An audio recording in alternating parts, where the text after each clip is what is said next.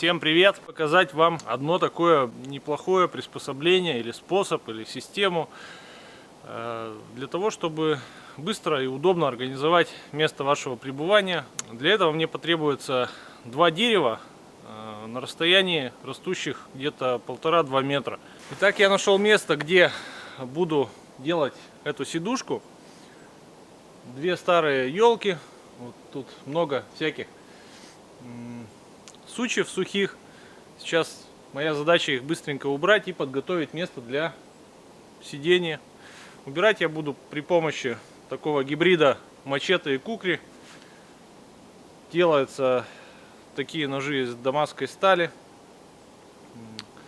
В Америке ручное производство, человека зовут Джим Остин. У него очень много подобных изделий из дамасской стали. Специализируется он на изготовлении исторических орудий, в том числе и ножей, и топоров, и сабель. Вот. Ну, работает классно. Моя задача обрубить вот эти вот небольшие сучья.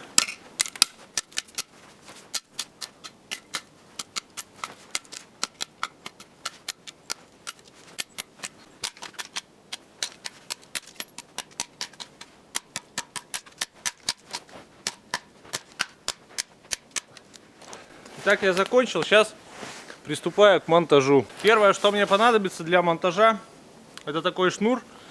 Продается в строительных магазинах. Шнур из полипропилена. Диаметр у него 4 мм. Нагрузка на одну нить до 230 кг. Ну, 20 метров это много для вот такого объема. Поэтому я его сложу надвое и буду вязать. Вязать достаточно просто. Так, что я делаю сначала? То есть я нашел два конца у этого шнура, и у меня получилось теперь не 20, а 10 метров. При этом я делаю здесь узелок небольшой, чтобы эти узлы не терялись, не расходились, и тем самым не нарушалась длина общего шнура. Натягивается шнур по периметру. Как это все делается? Делается обхват.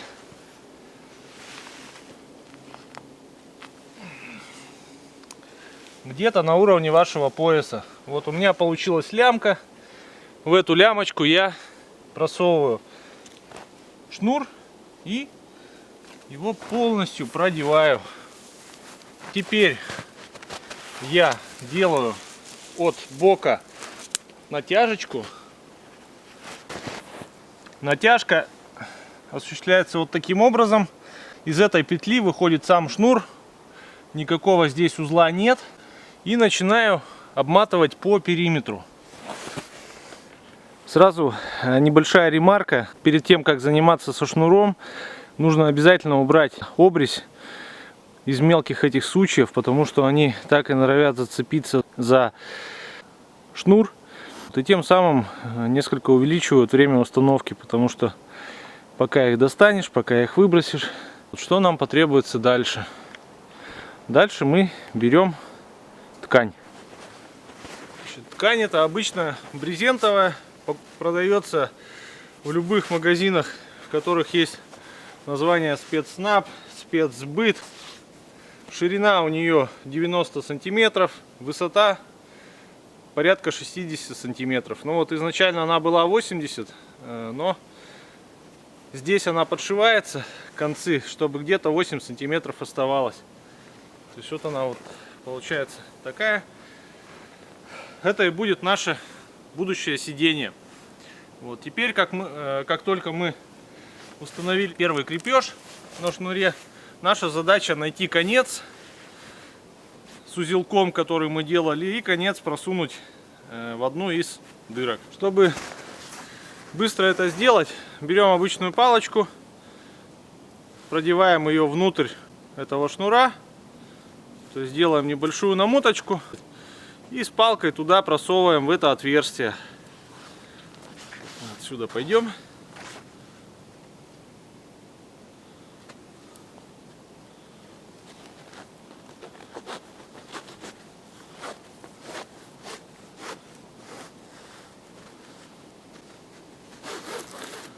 палка достается, и шнур уже вместе с ней выходит. Вот. Если делать без палки, то ткань там будет заминаться, и это будет гораздо дольше. То есть вот теперь мы продели шнурок и достаем его до конца.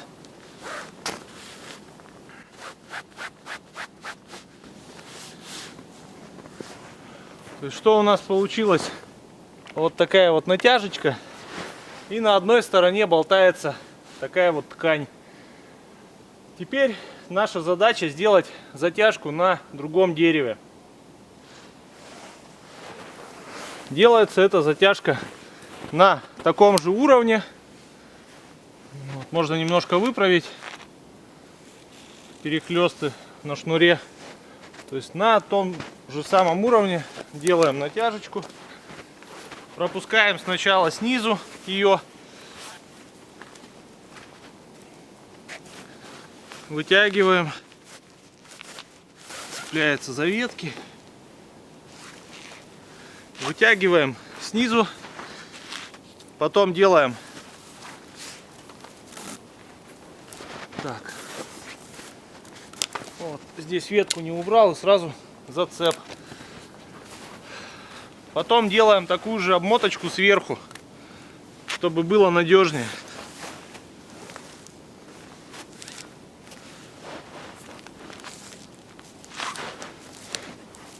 Вот. При этом вот у нас идет петля.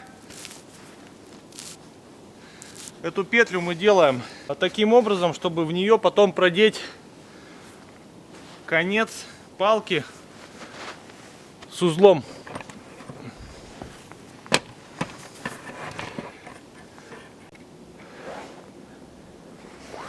То есть вот у нас есть петля в моей руке и есть остаток шнура с узлом.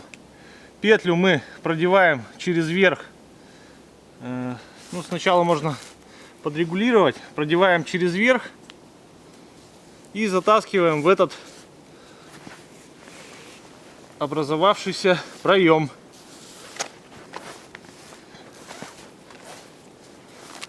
Вот. Протянули, затягиваем. Все, крепление у нас 2 готово. Останется сделать 3-е крепление. Наматываем 2-й конец точно так же узлом и продеваем в отверстие под номером 2.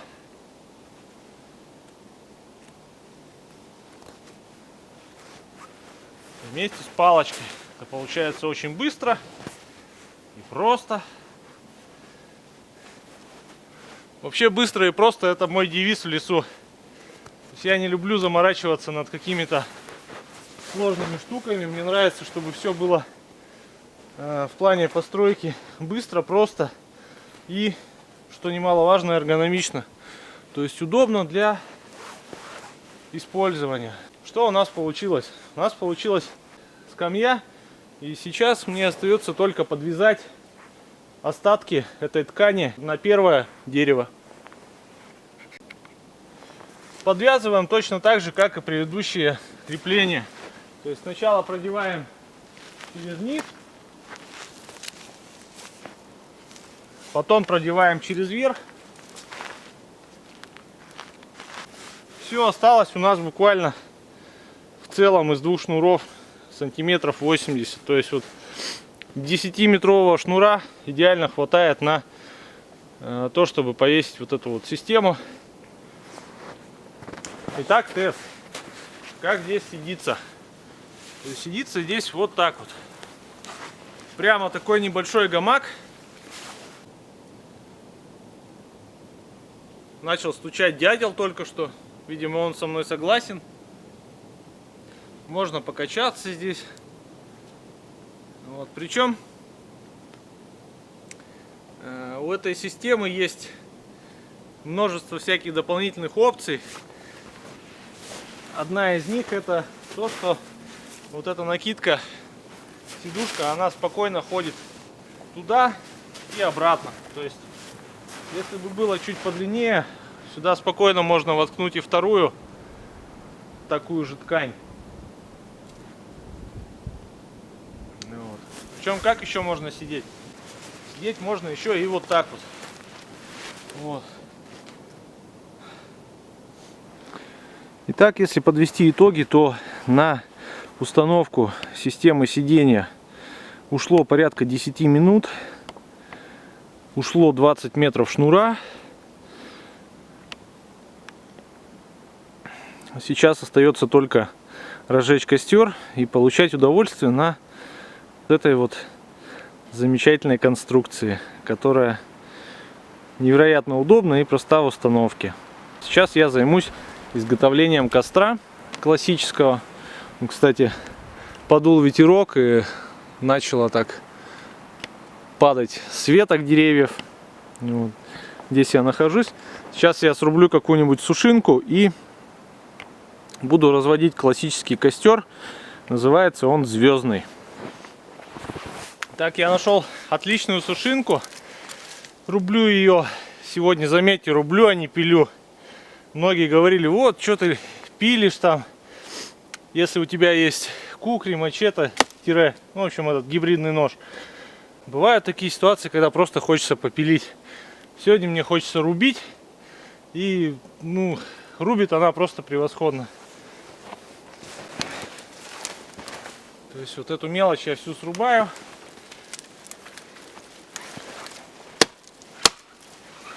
Убираю сразу.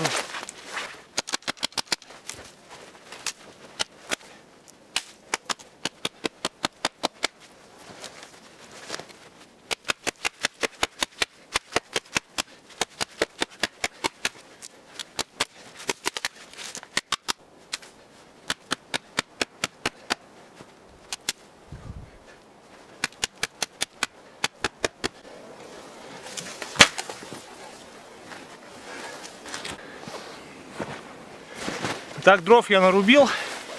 Сейчас мне их надо транспортировать до базы. Это метров 20-30. Я вам говорил, что я с собой ношу ремень. И у него не только применение в качестве системы для крепления рюкзака, всякой утвари бивуачной. При помощи него можно неплохо переносить и те же самые дрова. Делается это вообще очень просто. То есть ремень разворачивается, накладываются сюда дровишки.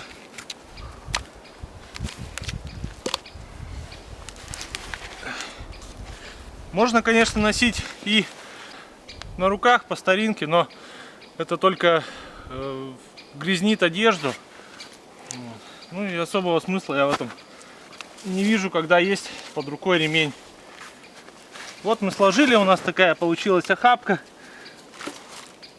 Дальше мы продеваем, как уже рассказывалось, сюда ремешок. Вот. Делаем затяжечку и спокойно несем такую охапку дров.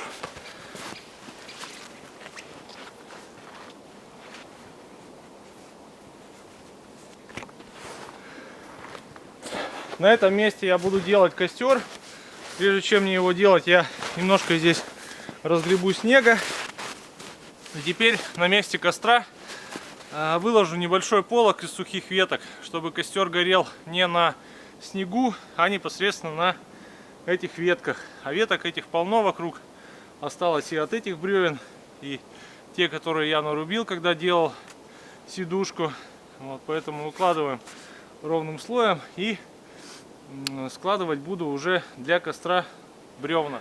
Вот эти ветки я буду использовать в качестве полога. На этом месте я буду делать костер.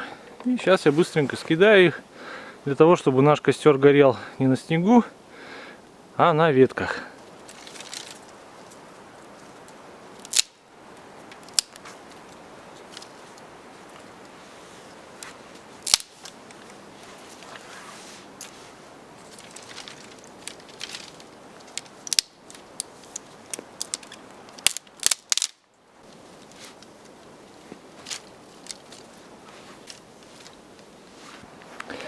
Итак, костер звездный. Костер этот самый что ни на есть классический тип костра. Применяется в общем-то, и для приготовления пищи, и для обогрева. Поэтому он не только классический, но и универсальный костер. Почему-то я очень редко вижу, как его жгут. Я думаю, что его порой незаслуженно часто забывают.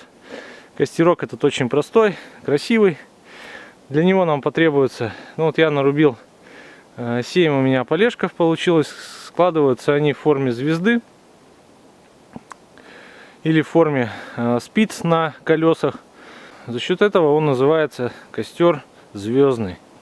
Кто-то называет его звездочкой или звезда, но классическое название костер звездный. Как он выкладывается? То есть складывается поленья к центру таким вот образом.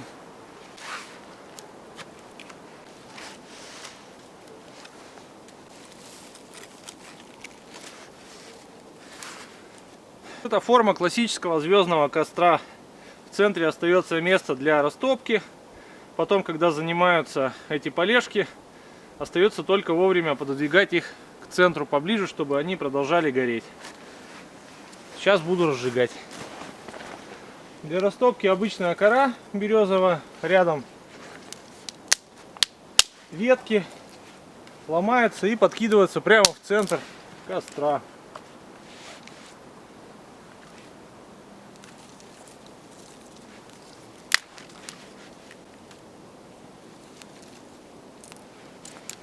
В принципе, неважно, либо вы шалашик делаете в центре, либо вы просто поджигаете и накидываете. Значения вообще не имеет никакого. Главное вот такие вот по 15-20 сантиметров, чтобы они дальше в центр не уходили. Подкидывать. Кстати, удобно коленями стоять не на снегу, а опираться именно на вот эти полежки.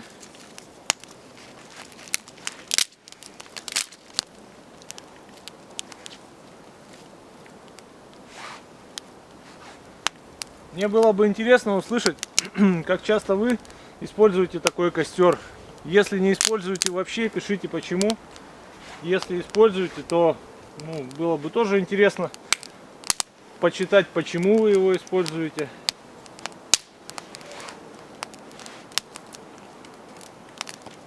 Так что пишите.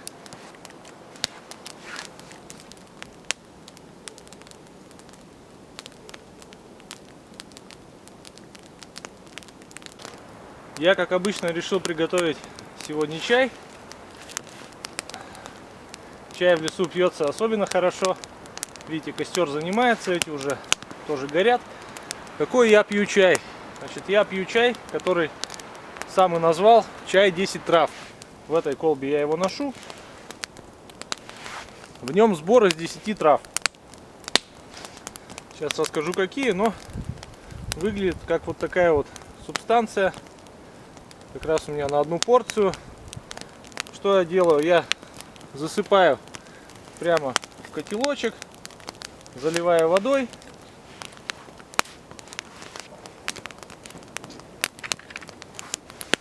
Надо, чтобы эти травы хорошенько прокипели.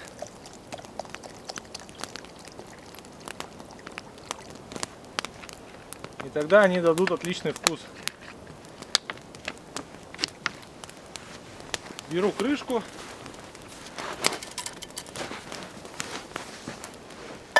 Накрываю. И ставлю прямо в центр. Вот так.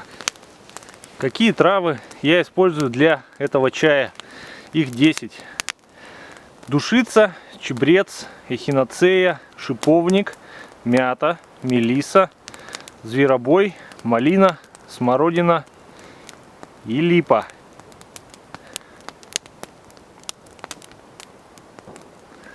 Десять трав, они все между собой замечательно сочетаются, у каждой травы свой эффект. Незабываемый вкус у чая. Вот, я всем советую, особенно зимой, пить такие чаи травяные. Будете здоровы, бодры и активны. И у меня в связи с этим вопрос, какие чаи вы любите пить. походах. Если вы делаете какие-то особенные чаи из травяных сборов, пишите, делитесь рецептами, всем интересно, рассказывайте. Вот. Вода, когда закипит, я не буду сразу снимать. Покипит минуты 3, потом он должен еще настояться минутки 3, и потом уже пить. Видим, как горит костер звездный. Дает он очень такой хороший жар. Но в то же время его особенность в том, что он горит невысоко. То есть если нужен яркий костер, то это, конечно, классический шалаш. Вот. Но если нужен теплый костер, универсальный и пищевой, то вот этот вариант, он замечательно для него подходит. Кстати, такие костры звездные были очень распространены на Диком Западе среди индейцев и переселенцев с Америки, которые приезжали, осваивали территории. Я уже слышу, как вода начинает закипать. Значит, скоро чай будет готов.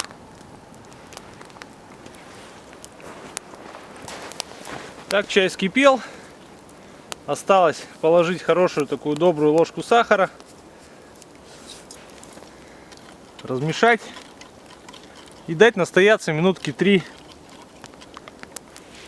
Очень ароматный чай, очень вкусный, полезный. Поэтому всем рекомендую. Пробуйте.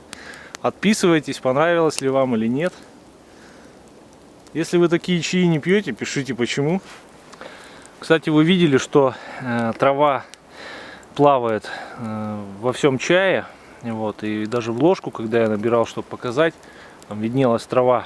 Вот когда она настоится, минутки 3, 4, 5, напитается водой, вся трава оседает внизу, и ложкой можно спокойно пить чай без этой травы, а все остатки просто в костер. Чай настоялся, и теперь вся трава ушла вниз. В ложке мы видим, вообще не плавает никакой травы. Получился крепким, таким терпковатым. Все как я люблю. Чай на природе, конечно, пьется очень хорошо.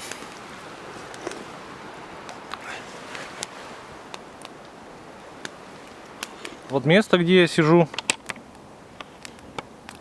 Сегодня я умотал достаточно далеко. То есть на этом месте я первый раз. Место такое глуховато, и, признаться, такое чувство не покидает меня, что кто-то за мной подсматривает. Как-то есть такое ощущение, не знаю, вот с чем это связано, бывает такое. Приходишь в такие места, и чувство такое не покидает. Всем спасибо за внимание. Подписывайтесь на канал. Я надеюсь, вам понравилось. Мне сегодняшняя вылазка очень понравилась. В общем, показал я, как обычно, не все, что хотел, но тем не менее, что-то я показал. Подписывайтесь, ставьте пальцы вверх. Будет еще много интересного. Я надеюсь, ко мне в скором времени подключатся другие лесные. А сейчас я буду собираться и пойду домой. Всем пока!